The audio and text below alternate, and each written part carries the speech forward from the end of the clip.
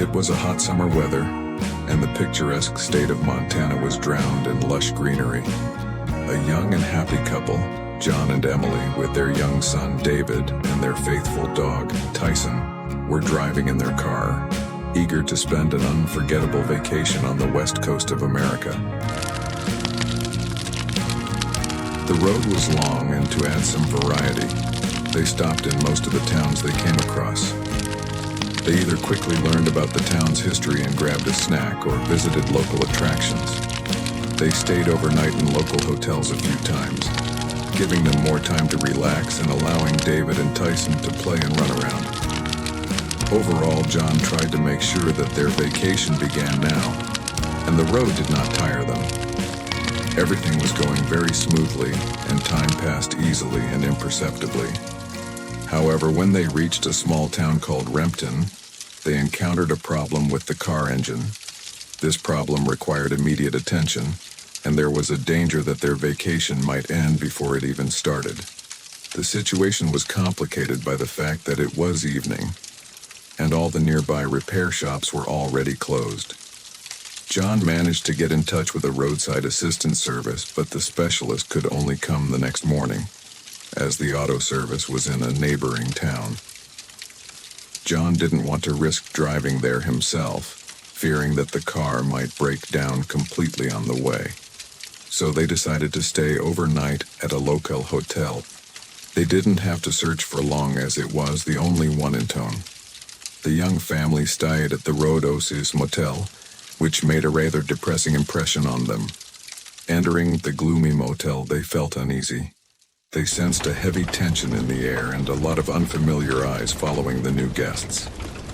However, John and Emily decided not to pay attention to it, as they only needed to spend one night there. Receiving the key to their room from the slow administrator, they quickly headed to their room. On the way, they noticed something very strange in the behavior of the motel staff. Quiet conversations in a language they didn't understand, conspiratorial whispers and suspicious glances. Since the events and unpleasantness of the day had teared them, they went to bed very early. They were awakened by the sudden ringing of the phone in their room, interrupting their deep sleep. A mysterious voice on the other end of the line warned them to stay in the room and lock the door. In bewilderment and distress from the ominous warning, the family quickly checked the closed door once again. The sleep disappeared instantly. Emily suggested it was a failed prank, but then a loud crash and a woman's scream came from the neighboring room behind the wall. Tyson barked loudly. The child, also woken by the night call, started crying. Emily grabbed David and held him close. John grabbed the phone receiver and started dialing the emergency number. However, nothing worked, as there was no dial tone and the phone wasn't functioning. Meanwhile, a sound of a key being inserted into their door lock was heard. Someone was trying to open their door. Jack's body filled with chills and his forehead was covered in sweat. Without hesitation, he jumped to the door, overturned the nearby wardrobe. The wardrobe fell with a crash, and Jack quickly shoved it against the door to barricade it. The group found themselves trapped. Emily grabbed her cell phone, but the network icon appeared on the screen, indicating that the cellular network was unavailable. John checked his cell phone, and the same story. Meanwhile, an appalling and chilling scene was unfolding outside. People in dark clothing were running along the inner courtyard, brandishing huge machetes and axes. These dark figures pulled some unfortunate guests from several rooms and dragged them across the asphalt to the middle of the courtyard. There they gathered around 10 terrified and distressed people.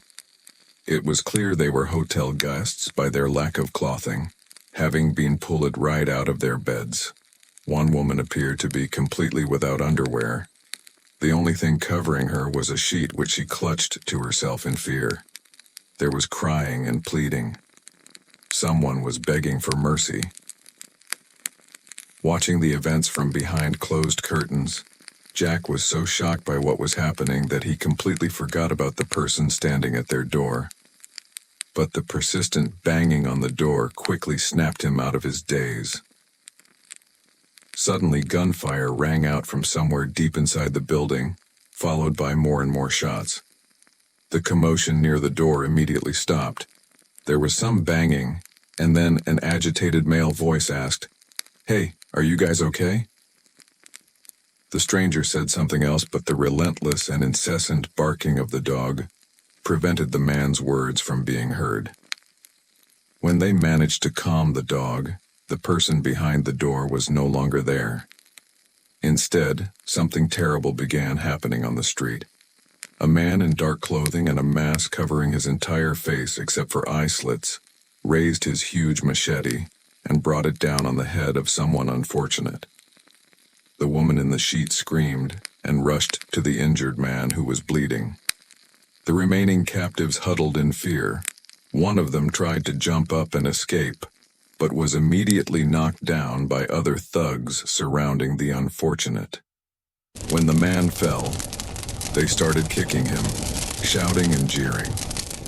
Meanwhile, the executioner in the bank robber mask approached the next victim, wielding his deadly weapon over them. However, he could not finish what he started. A precise shot that hit the sadist in the head split it like a watermelon. Some of the thugs were taken aback by the unexpected turn of events, allowing a few prisoners to display their exceptional sprinting abilities and escape.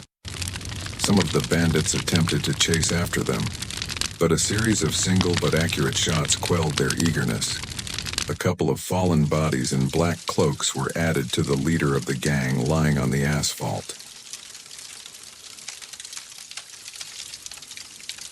Everything happening outside the window resembled a scene from an action movie, and for a moment Jack wondered if he and Emily were part of some reality show or a prank.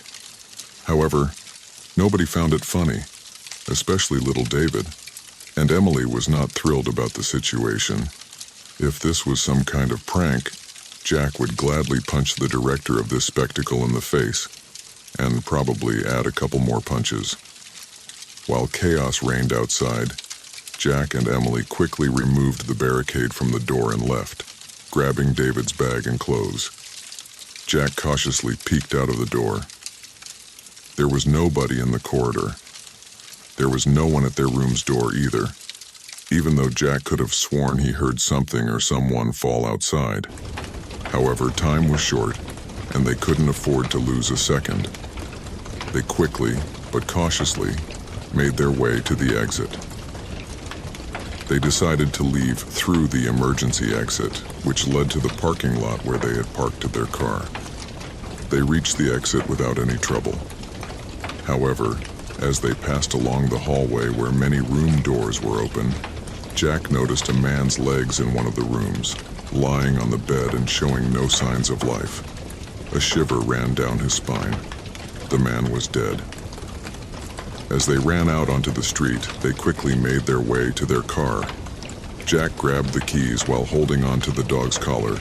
Emily ran behind, carrying the child in her arms. It was starting to seem like everything was going to work out just fine, and they would escape from this nightmare when suddenly Tyson lunged to the side and ran into the darkness with a loud bark.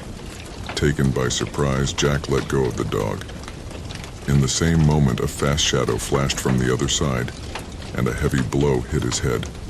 Jack's instinctive move at the last moment saved him from death, as the heavy baseball bat strike only grazed him. Sparks flew from his eyes as he fell onto the grass.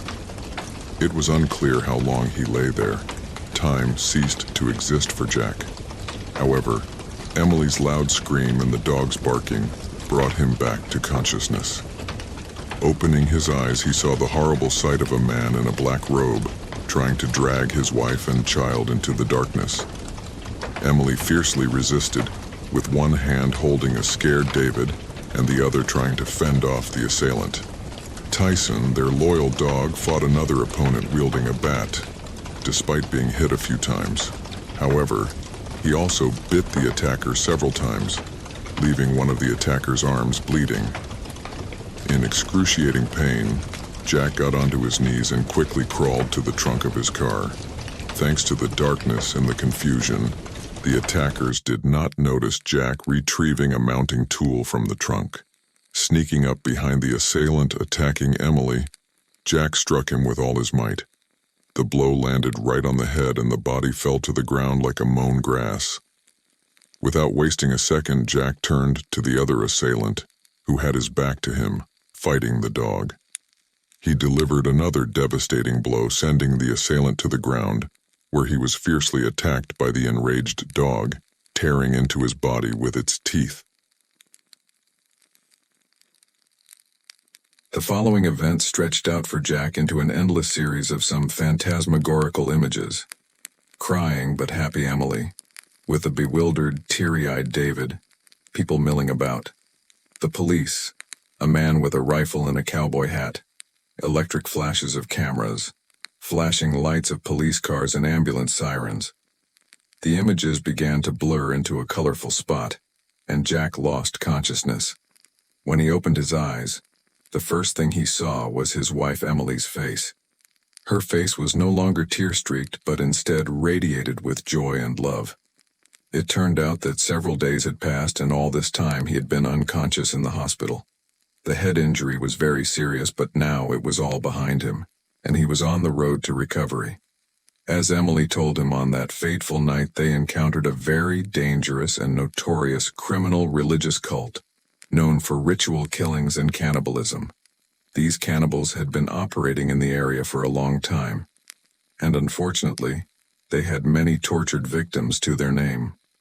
However, that night, luck was not on their side, and they encountered the former sheriff, veteran of combat Gary Oldman, who, fortunately for Emily and Jack, had also stopped for the night at that grim motel.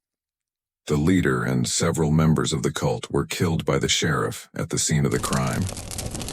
Those who managed to escape were later caught by the reinforcements that arrived, police and local volunteers with the local sheriff. All those detained are already giving testimony, and the surviving criminals are being arrested. Thanks to Jack, those two cult members also did not escape justice.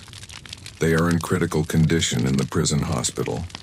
After a few days, Jack was discharged from the hospital and, with his family, set out on the return journey in the repaired car. He and Emily decided not to tempt fate, especially since they already had enough of an adventure to last a lifetime. Until the next vacation, for sure. Subscribe immediately so that all this horror does not pass you by. If you miss something important, that's it. And your life will turn into a complete melancholy. Like and leave comments so that no one gets bored.